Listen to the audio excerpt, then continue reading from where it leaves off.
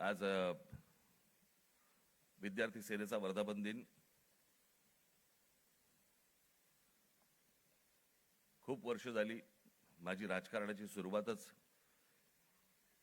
ही विद्यार्थी सेनेतून झाली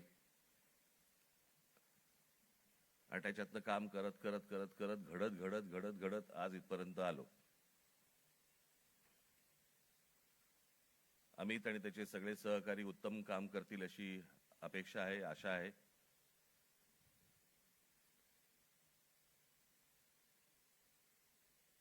आणि या सदस्य नोंदणीला देखील भरघोस प्रतिसाद मिळेल अशी मी अपेक्षा करतो.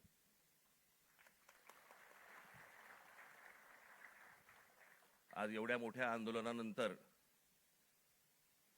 आज इतक्या लगेच विद्यार्थ्यांच्या आंदोलनानंतर लगेच इतक्या लवकर विद्यार्थी सेनेचा वर्धापन दिन आलाय.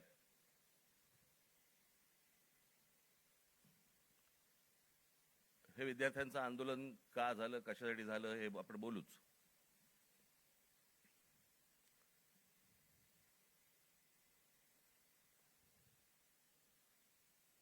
परंतु मी ज्या वेळेला कामाला सुरुवात केली त्यावेळेला काळ वेगळा होता, विषय वेगळे होते.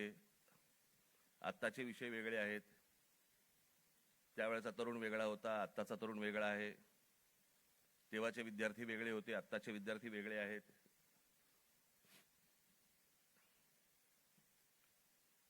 आम्ही जो काळ पाहिला तो टेलिग्राम पासून ते इंस्टाग्राम पर्यंत पाहिला.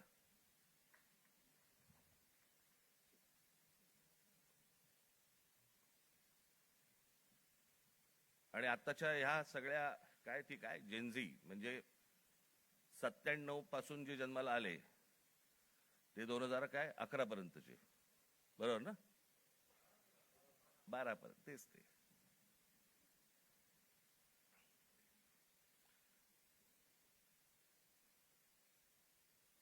या मुलांचं म्हणणं काय, या मुलांना काय हवंय?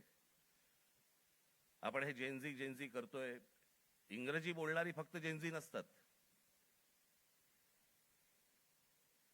माझी विद्यार्थी सेनेच्या सर्व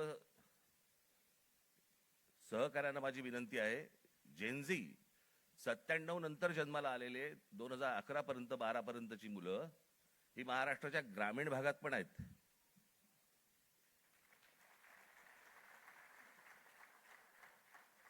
मुंबई, पुण्याचे, दिल्लीचे फक्त जेनझी नसतात किंवा नाहीत. या मुलांची अपेक्षा काय आहेत, आशा काय आहेत, यांना काय हवंय? मला असं वाटतं ही गोष्ट समजून घेणं गरजेचं आहे. काही जुन्या ज्या काही भ्रामक कल्पना ज्या होत्या, मला असं वाटतं त्याही आता आपण सोडून दिल्या पाहिजेत.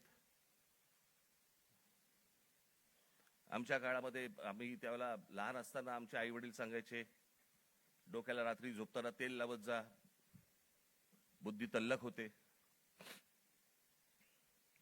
एका माणसाने आयुष्यभर केसाला तेल चोपडलं पण बुद्धी नाही आली.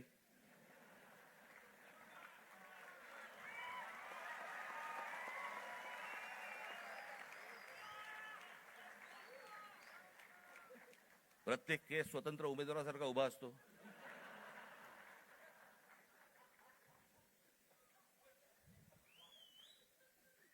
आणि हे म्हणे शिक्षण आणि तंत्रज्ञान मंत्री.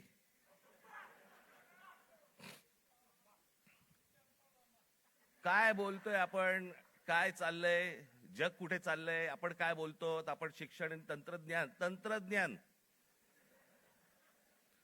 त्याचा महाराष्ट्राचा मंत्री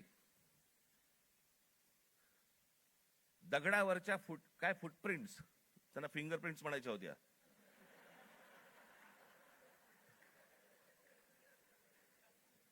ते म्हणे आता लिंक आधारशी करणार. कसं?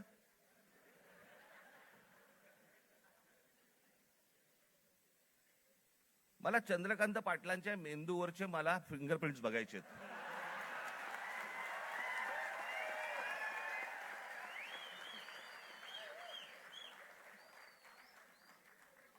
कोल्हापूरकरांनी ज्ञान मिळावं म्हणून या माणसाला कोल्हापूरवरनं पुण्यात पाठवलं, जिकडे बाबा शिक्षणाचं बाहेरघर आहे. तिथेही काही नाही झालं. तिथेही काही नाही झालं. आता असे शिक्षण मंत्री म्हटल्यानंतर जेनझींचा पारा सणकणार की नाही सणकणार, चढणार की नाही चढणार, की ही अशी माणसं आमच्या नशिबी आणून तुम्ही ठेवली आहेत. आत्ताच मी एक पंतप्रधानांचं आत्ता नवीन आत्ता आलेलं काहीतरी एक निवेदन आत्ता मी पाहून आलो.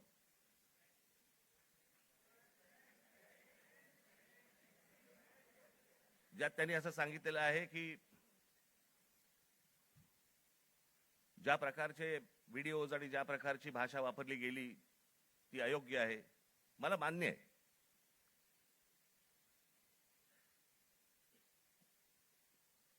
कोणाच्याही बाबतीमध्ये अशा प्रकारची खालच्या थरातली भाषा ही वापरली जाऊ नये हे मला 100% मला मान्य आहे पंतप्रधानांचं. मला पंतप्रधानांना फक्त एवढंच सांगायचंय, हे तुमच्या पक्षातल्या लोकांना पण सांगा.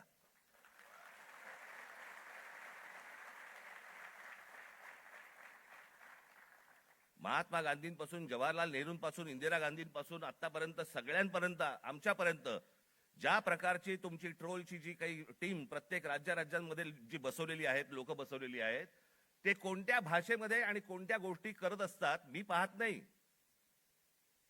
मला ज्या गोष्टी कानावरती येतात, आज अनेक कलाकार आहेत महाराष्ट्रामधले, अनेक कलाकार आहेत, ते म्हणतात बाबा बोलायलाच नको, काही लिहायलाच नको, इतक्या शिव्या पडतात, इतक्या गोष्टी होतात. ही यांचीच माणसं भरलेली आहेत. मला असं वाटतं पंतप्रधानांनी त्याही लोकांना सांगावं की त्यांनी बंद करावं म्हणून. हे गेल्या 12 वर्षातच सगळी सुरुवात झाली. भारतीय जनता पक्षाचे जी काही ट्रोलच्या टीम्स आहेत यांनी ह्या ज्या गोष्टी सुरू केल्या, याच्यातनच हे ज्याला म्हणतो ना आपण, जे तुम्ही पेराल तेच उगवेल, तेच आलं अंगावर तुमच्या. त्याच्यात पंतप्रधानांनी सांगितलं की मला शिव्या दिल्या, माझ्या आईबद्दल बोलले. चुकीचंच आहे, हे मनापासून सांगतो मी, हे चुकीचंच आहे. पण माझी पंतप्रधानांना विनंती आहे, दुसऱ्यांनाही आया असतात.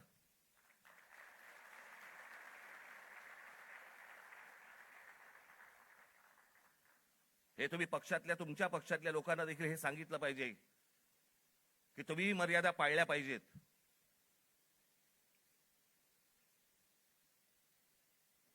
आज पंतप्रधान सांगतात की मी त्या मुलांना सगळ्यांना माफ केलं, पण इतकी वर्ष 12 वर्ष तुमच्या लोकांनी जे काही केलंय त्याची माफी कोण मागणार?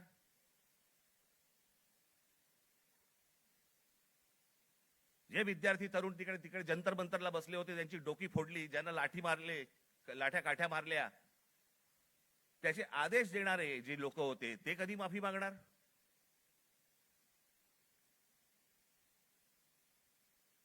आणि मला असं वाटतंय की हे मूळ हे काय झालंय, नीटची परीक्षा हे कारण आहेच, पण हे प्रत्येक ठिकाणी त्याला जो काही रिस्पॉन्स मिळाला, सगळेच काही विद्यार्थी होते, तरुण होते, अनेक जे विद्यार्थी दशेतनं बाहेर आलेले आहेत, अनेक तरुण होते, अनेक तरुणी होत्या. हे का आले रस्त्यावरती? याचं कारण सभोवतालचं वातावरण. आज अनेकांना वाटलं की हे फक्त नीटची परीक्षेचे पेपर फुटले, हे कारण होतं त्या आंदोलनाचं. पण त्या आंदोलनाने जे रौद्र स्वरूप धारण केलं त्याचं कारण हे आजूबाजूचं इतक्या वर्षांचं साचलेलं जे काही आहे ना, मला फुटपाथवरनं चालता येत नाही, माझ्याकडे पाणी तुंबलेलं असतं, आमच्याकडे बागा नाहीत, माझ्या लहान मुलांना खेळायला व्हायला मैदानं नाहीत, बाहेर कुठे घेऊन जायला जागा नाही, शिक्षण झालंय, नोकऱ्या मिळत नाहीयेत, सगळ्या कंपन्या खासगी लोकांना दिल्या जात आहेत, एकाच उद्योगपतीवरती मेहरबानी सुरू आहे, त्यालाच सगळी जंगलं दिली जात आहेत, त्यालाच सगळ्या जागा दिल्या जात आहेत. जेव्हा कधी बघावं तेव्हा या देशामध्ये फक्त निवडणुकाच सुरू आहेत, आमदार खासदार फोडले जात आहेत, 50-50, 100-100 कोटी. डिजिटल इंडिया, तुमच्याकडचे पैसे हे सगळे काय डिजिटलाइज केलेत वगैरे वगैरे, काय ज्या गोष्टी सगळ्या आता झाल्या. भैया आमदार खासदार फुटतात त्यावेळेला कुठे कार्ड कुठे स्वाईप करतात?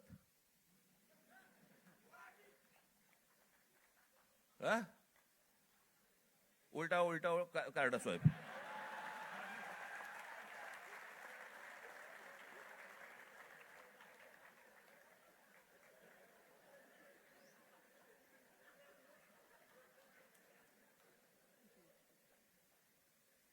पैसे कुठे देतात मग? हे सगळं जे आहे हे सगळं साचलंय. हे सगळं साचलंय. त्या सगळ्या गोष्टींचा उद्रेक आता बाहेर येतोय. तो येणार, अजून येणार.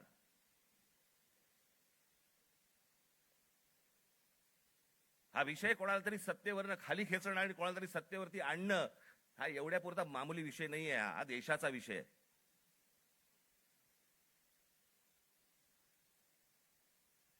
हा देशाच्या भविष्याचा विषय आहे.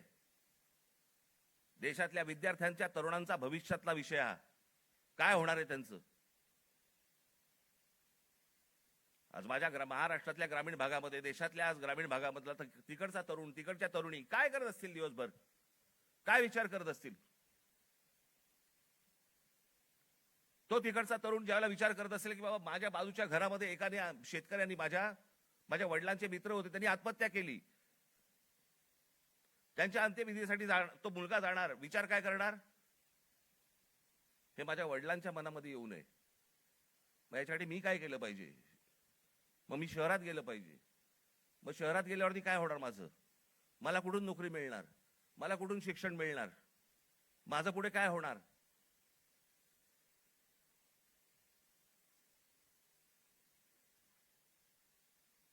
आज शहरांची परिस्थिती बघा.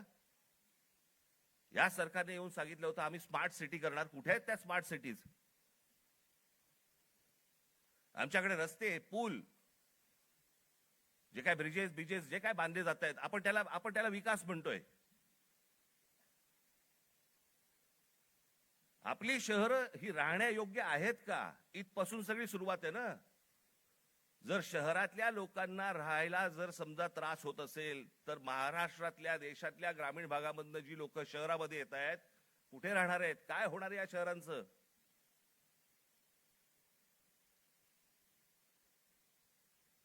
मी आता एक जस्ट तुमच्यासाठी म्हणून एक आकडा म्हणून आणलाय. आजची देशाची शिक्षणाची परिस्थिती हे वर्तमानपत्रांमध्ये आलेलं, हे वेबसाईटवरनं काढलेलं, अनेक गोष्टींमधनं आलेलं, हे त्याच्यातनं मी हे तुमच्या समोर मांडतोय. आजची देशाची शिक्षणाची परिस्थिती काय आहे? देशातील 1,00,000 शैक्षणिक संस्थांमध्ये मुलींसाठी स्वच्छतागृह नाही. 1,00,000. 15,000 शाळांमध्ये पिण्याच्या पाण्याची सुविधा नाही. 2004 मध्ये 8,00,000 शिक्षकांची पदे जी रिक्त होती ती 2026 मध्ये ही संख्या 10 लाखावरती पोहोचलेली आहे. शिक्षक हवे 10 लाख. 23ला जॉईंट एंट्रन्स एक्झाम परीक्षार्थ्यांसाठी फक्त 1,00,000 जागा उपलब्ध आहेत. 2014 मध्ये 3,00,000 विद्यार्थी परदेशात शिक्षणासाठी गेले होते. 2014ला 3,00,000. तर 2026 मध्ये ही संख्या 9,10,000वरती पोहोचली. आज इतकी मुलं परदेशात जात आहेत. का परदेशात जात आहेत? मी 2014 साली मी एक डॉक्युमेंटरी केली होती, छोटीशी एक फिल्म केली होती 16 मिनिटाची. आपण जरूर बघा, युट्यूब वरती आहे.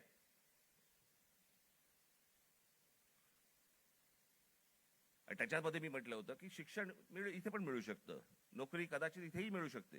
ही मुलं परदेशात का जात आहेत?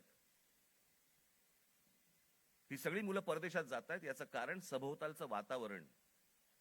मी माझ्या घरातनं बाहेर पडल्यावरती मला आनंद मिळाला पाहिजे की मी काय शहरामध्ये राहतोय, काय सुंदर रस्ते आहेत, काय चांगले फुटपाथ आहेत, काय चांगल्या बागा आहेत, काय चांगली मैदान आहेत, स्पोर्ट्स कॉम्प्लेक्स आहे. मला प्रत्येक गोष्टीला वाव आहे.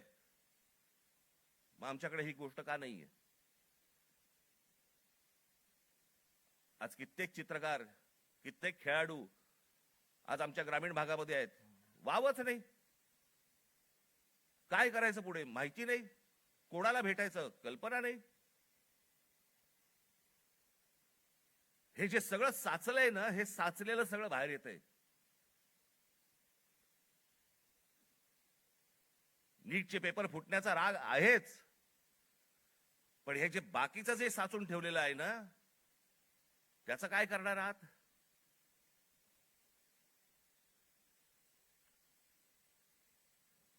दोन 2014 मध्ये परदेशातील शिक्षणावरती भारतीयांनी, परदेशात जे गेले लोक 2014 मध्ये, त्या भारतीयांनी किती पैसे खर्च झाले त्यांनी स्वतःहून जे खर्च केले, म्हणजे आपल्या देशातनं जे बाहेर पैसे गेले ते किती गेले, तर ते 79,500 कोटी खर्च झाले.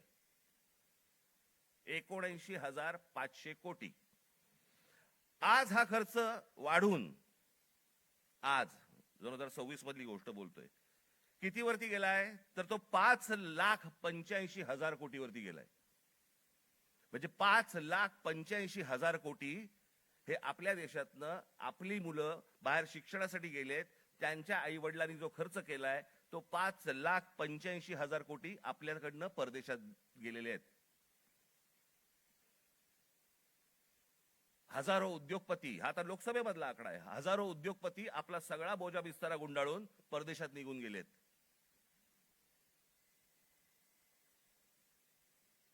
अहो एवढं कशाला? ज्यांनी मोदींवरती चित्रपट काढला होता, नरेंद्र मोदींवरती चित्रपट, आणि ज्याच्यामध्ये नरेंद्र मोदींची ज्यांनी भूमिका केली होती तो विवेक ओबेरॉय, तो दुबईमध्ये राहायला गेला. दुबईचा नागरिक आहे तो भारतात राहत नाही. मोदीजींनी खूप चांगलं काम केलंय, मोदीजी देशाला मोठं करतायत, मोदीजी देशामध्ये काय काय काय उद्योग आणतायत, हे आणतायत वगैरे वगैरे, अशी मुक्ता फळं जी आता केली. तो कोण? आर माधवन ना, तो आर माधवन. विचारा कुठे राहतो हा आर माधवन? दुबईमध्ये स्थायिक झालेला आहे. यांना जर समजा या देशाबद्दल आहे प्रेम, या देशातल्या पंतप्रधानांबद्दल प्रेम आहे, ते विकास करतायत, हा जर समजा ह्यांना विश्वास आहे, हे परदेशात का जाऊन राहतायत? हे परिवारासकट दुबईला जाऊन का राहतायत? इथे येणार, स्पॉन्सर फिल्म मध्ये काम करणार, गव्हर्नमेंट स्पॉन्सर्ड फिल्म मध्ये, ते धुरंधर बिरंदर, आणि मग इथून करून जाणार परत दुबईला. देशात खूप चांगलं चाललेलं आहे, मी चाललो दुबईला.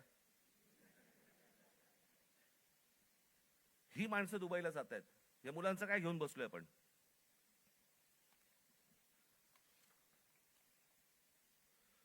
दोन 2004 मध्ये काँग्रेस सरकार ज्या वेळेला होतं त्यावेळेला शिक्षणावरती खर्च किती होता?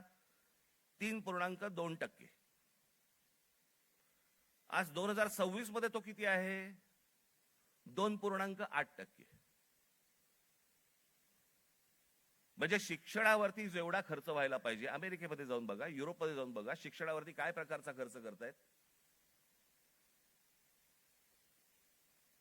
आज त्या मुलांना, त्या विद्यार्थ्यांना, त्या मुलांना त्यांची स्वप्न, त्यांना काय म्हणायचंय, त्यांना काय सांगायचंय, त्या प्रत्येक गोष्टींसाठी, प्रत्येक स्वप्नांसाठी त्यांच्याकडे वाट आहेत. आज पंतप्रधान सांगतायत, त्यांच्या निवेदनामध्ये बोललेत की ही विद्यार्थी हे सगळे जे आहेत हे चुकीच्या रस्त्यावरती भरकटलेले आहेत. चुकीच्या रस्त्यावरती. मी एक ओशोंचं एक वाक्य ऐकलं, मी वाचलं होतं ज्यावेळेला, मी त्यातलं एक वाक्य होतं ओशोंचं, फार छान वाक्य होतं. आणि त्याच्यामध्ये असं म्हणाले ते कि कौन कहता है कि इस देश का युवक गलत रास्ते पे भटक रहा है. रास्ता बनाने वालों ने ही अगर गलत रास्ता बनाया है तो युवकों को क्यों टोकते हो?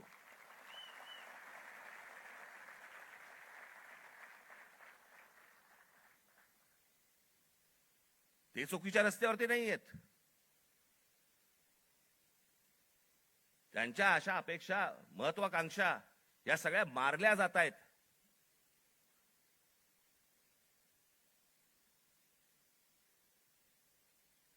मोदींनी सांगितलं की आज मी म्हणे त्या सगळ्या ज्यांनी कोणी ट्रोल बिल केले त्यांना मी सगळ्यांना माफ करतो. या नीटच्या परीक्षांचे पेपर फुटल्यानंतर ज्या मुलांनी आत्महत्या केल्या त्यांच्या आई वडिलांची कोण माफी मागणार?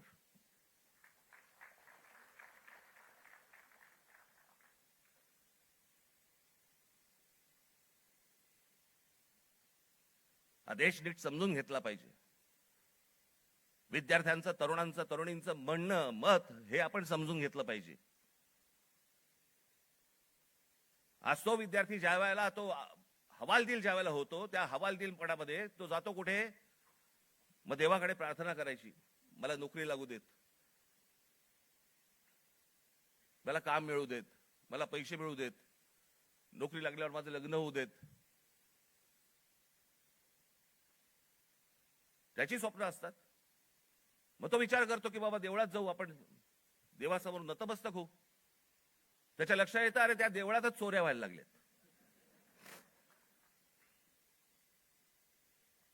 देवळात चोऱ्या.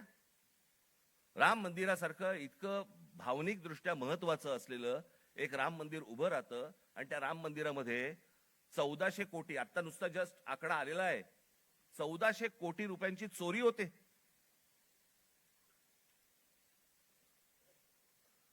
आणि याच्यावरनं सरकारमध्ये असलेले कोणीही त्याच्यावरती बोलायला तयार होत नाहीत. राम मंदिरावरती मतं मागताना बरोबर गेलात तुम्ही. मग ज्या वेळेला 1400 कोटी रुपयांची चोरी झाली, पंतप्रधान स्वतः एकटे गेले होते, सगळेजण बाजूला उभे होते. स्वतः एकट्याने जाऊन तिकडे जाऊन पूजा केली, प्रतिष्ठापना केली, सगळ्या गोष्टी केल्या. पंतप्रधानांनी याच्यावरती बोलायला नको राम मंदिराच्या चोरीबद्दल? का त्या अयोध्येमधनं एक खासदार निवडून नाही आला म्हणून आमचा संबंध तुटला, असं आहे?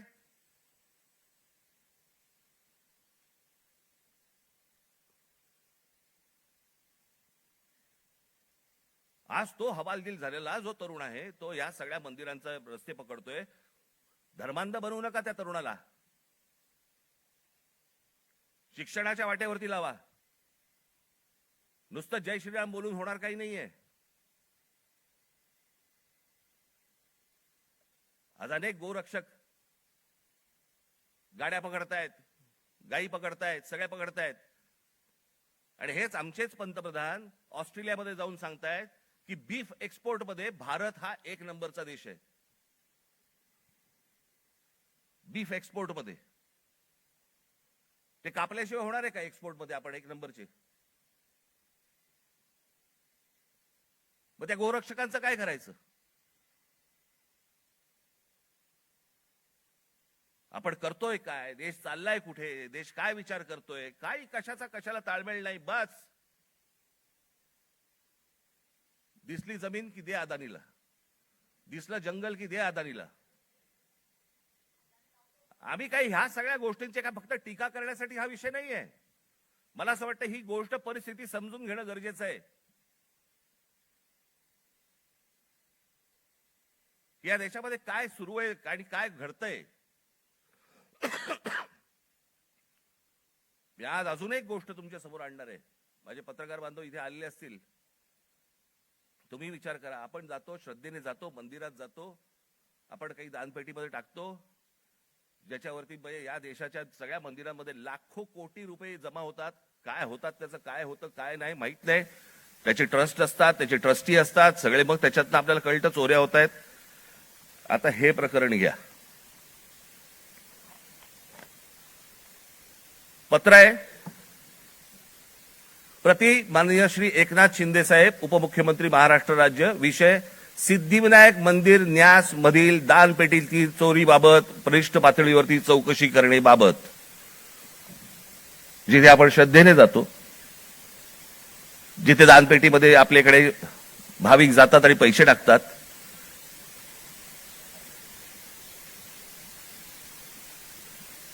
त्याचं कारण असतं ते धर्मासाठी म्हणून आपण असे टाकतो. महोदय, आम्ही स्वाक्षरी करणारे सर्व सिद्धिविनायक न्यास मंदिर प्रभादेवी मुंबई येथील विश्वस्त आहोत. साहेब, आपण विश्वासाने आमची संबंधित ट्रस्टवरती सदस्य म्हणून नियुक्ती केली असून आपल्या विश्वासाला पात्र राहण्याचा आम्ही प्रामाणिकपणे प्रयत्न करत आहोत. भाषा पण बघा, मंदिर आहे का कंपनी येतेच कळत नाही मला. त्यामुळे मंदिरात गेल्या 1.5 वर्षाच्या कालावधीत विविध उपाययोजना राबविताना मंदिराची मिळकत 35% जादा वाढविण्यात आम्ही काही प्रमाणात यशस्वी झालो आहोत. मिळकत तुम्ही कसे यशस्वी झालात? असो.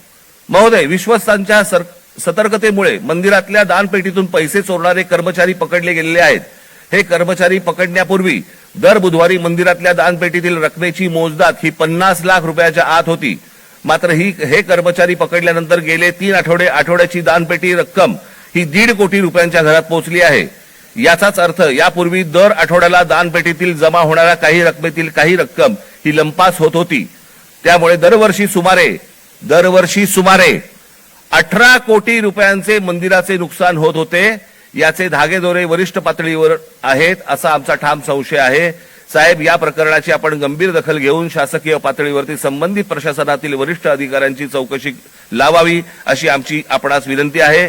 विश्वस्त मंडळ सिद्धिविनायक गणपती मंदिर न्यास, प्रभादेवी, मुंबई. हे सह्या केले आहेत. राहुल लोंडे, भास्कर शेट्टी, महेश मुदलियार, जितेंद्र राऊत, मीना कांबळी, मनीषा तुपे, गोपाळ दळवी, सुदर्शन सांगळे, हे त्यांचं पत्र आहे.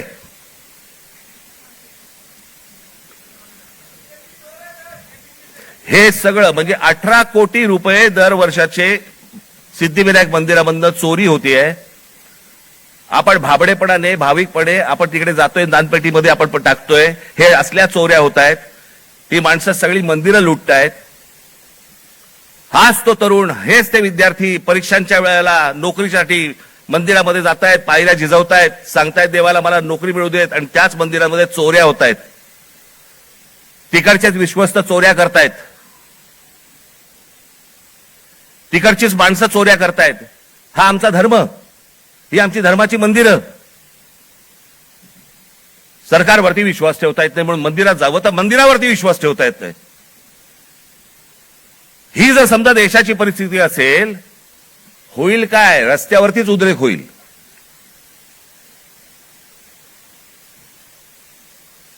राजकारण सोडून द्या बाजूला. मला असं वाटतं या सगळ्या गोष्टींचा सामूहिक देशाचा म्हणून, राज्याचा म्हणून आपण विचार करणं गरजेचं आहे, सर्वांनी मिळून. निवडणुका येतील त्यावेळेला विचार करू वेगळा. पण आज काय परिस्थिती आहे? हे का झालं? कशामुळे झालं? हा उद्रेक का झाला? मला असं वाटतं ह्या गोष्टी समजून घ्यायला नको. अनेक बारीक त्याला लेयर्स आहेत, पापुत्रे आहेत. ते पापुत्रे चढत त्याची वडी झालेली आहे. मला असं वाटतं ही गोष्ट सरकारने समजून घेणं गरजेचं आहे. आज मनातल्या तरुणांच्या, विद्यार्थ्यांच्या आशा, आकांक्षा, महत्वाकांक्षा या मला असं वाटतं विद्यार्थी सेनेने समजून घेणं गरजेचं आहे. नोंदणी होत राहील, पण त्यांची ते काय विचार करतायत मला असं वाटतं हे पाहणं गरजेचं आहे. याच्यामध्ये जर बदल झाला नाही, मी हीच गोष्ट एकदा मागे जेव्हा नीटचा पेपर फुटला होता 2016 साली, तेव्हा मी पंतप्रधानांना फोन केला होता आणि त्यांना मी सांगितलं होतं की म्हटलं हे तुम्ही स्वतः ह्याच्यामध्ये जातीने लक्ष घाला या प्रकरणामध्ये.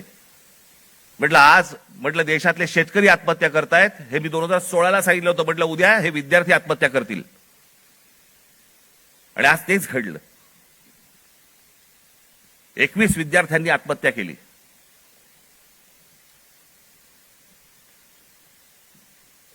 सदस्य नोंदणी ही तर कराच, पण मला असं वाटतं ह्या शिक्षण क्षेत्रामध्ये आमूलाग्र बदल होणं गरजेचं आहे. त्याच्यासाठी विचारवंतांची गरज आहे. जे विचारवंत या देशामध्ये आहेत त्यांना बोलवणं गरजेचं आहे. त्यांची आणि या मुलांची सांगड घालून देणं गरजेचं आहे. यांची स्वप्न आणि त्या स्वप्नांना कसा आकार देता येईल याच्यासाठी म्हणून जे तज्ञ या देशामधले आहेत त्यांना बोलवणं गरजेचं आहे.